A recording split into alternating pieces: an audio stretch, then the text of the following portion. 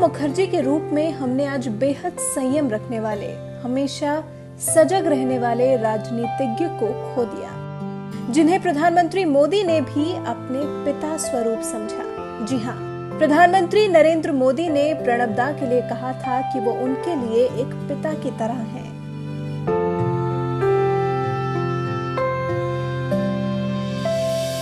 अब आप सोचिए कि एक पिता की छवि रखने वाले प्रणब दा ने हर किसी के जीवन में अपनी कितनी गहरी छाप छोड़ी होगी, और जिस कांग्रेस को उन्होंने अपने जीवन के 5 दशक दे दिए, उनके लिए वो शायद बेशकीमती रहे होंगे।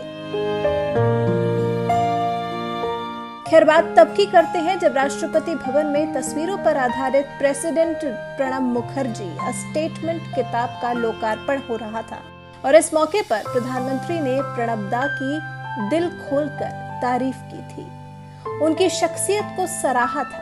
कहा था कि ये मेरे लिए सौभाग्य रहा कि दिल्ली में मुझे प्रणब दा से बहुत कुछ सीखने को मिला और उनकी उंगली पकड़कर दिल्ली की जिंदगी में स्वयं को सेट करने की सुविधा मिली।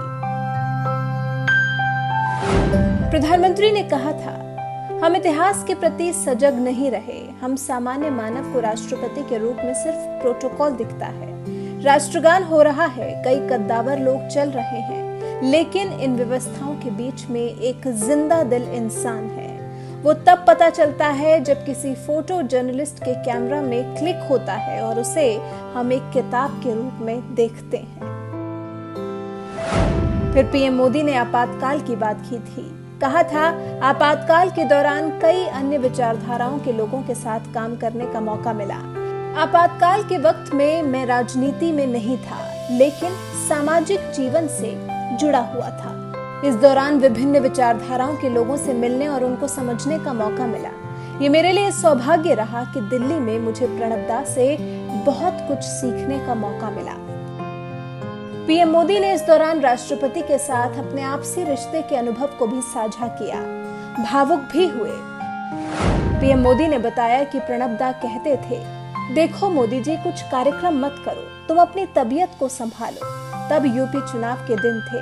कहते कि भाई, जीत हार तो चलती रहेगी, लेकिन कुछ शरीर की ओर भी देखोगे कि नहीं। ये राष्ट्रपति के दायित्व का हिस्सा नहीं था, लेकिन उनके भीतर का एक इंसान एक बहुत बड़ा प्रेरणा देने वाला था।